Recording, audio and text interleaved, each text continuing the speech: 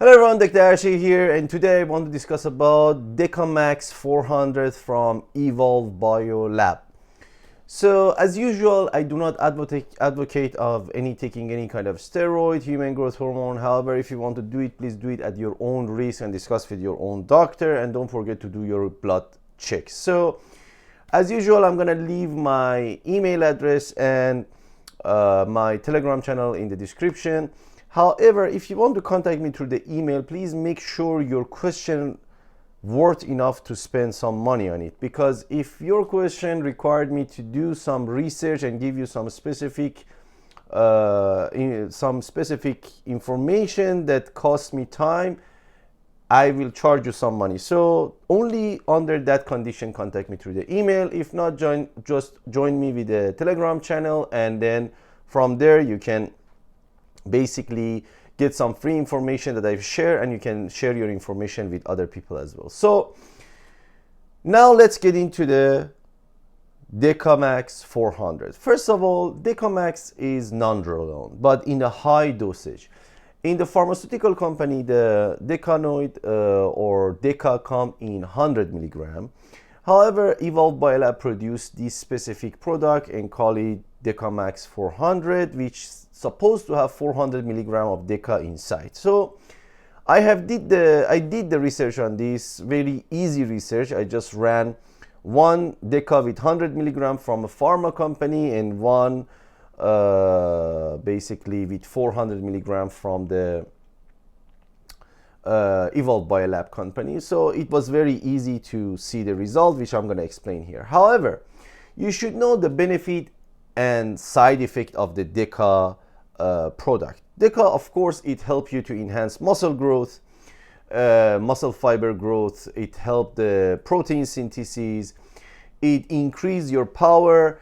And one of the major positive effect of the nandrolone that nowadays bodybuilder mostly take it for this specific effect, not for the muscle growth anymore, because there are so many other things you can get, is for helping your joint health and reduce the inflammation.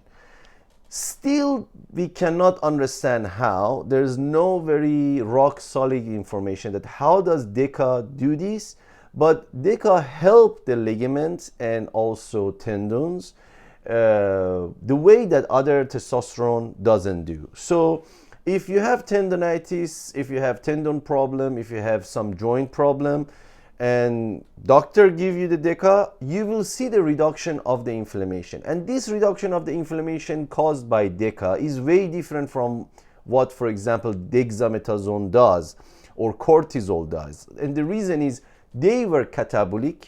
So although they reduce the inflammation, they make the area much weaker for the future tear and future problem. However, Deca apparently helped to rebuild to certain amount. But how? As I said, I'm still doing research. I cannot give you I understand some part, but it's not very solid for the moment. But just know it helps your joint health as well.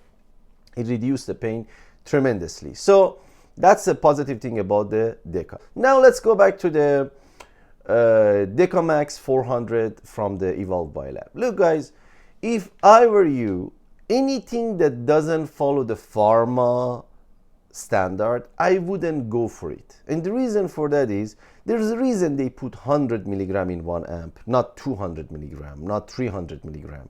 And one of the reasons for that, I said it so many times, because when they want to dissolve and disperse the active ingredient into the oil, there's a certain amount of active ingredient that can be dispersed. So if you add too much more, then you need to use solvent and alcohol. So in this case also they used alcohol. So the amps are quite watery. So that's a very significant signal that they use the solvent in it. Some people told me it could be the oil. It is not the oil, it's the solvent, and I can see the solvent peak easily. And the molecule it is Deca, the active ingredient it is Deca. There was no bacterial culture, but again it was not 400 milligram. It's only 320 milligram. So Because I ran this one time, my mistake and my error could be 20-30% higher, 20-30% lower. Means it could have been 350 milligram, 345 milligram, and it could be 280 milligram, 290 milligram. It could be, but overall it is underdosed. Even if I look at it at the highest possible error towards the claimed amount of the active ingredient inside, which is 400 milligram, it reached 350, 360 as best. So it is underdosed, but in my opinion it was 300 maybe 17, 16 something, point something. So that is for this. And of course, if you inject this, you will feel kind of pain, soreness in the injecting site, because there's quite good amount of alcohol inside. So please be careful with the inflammation that it can cause. I hope this video was interesting for you. Don't forget to like and subscribe. Till next time.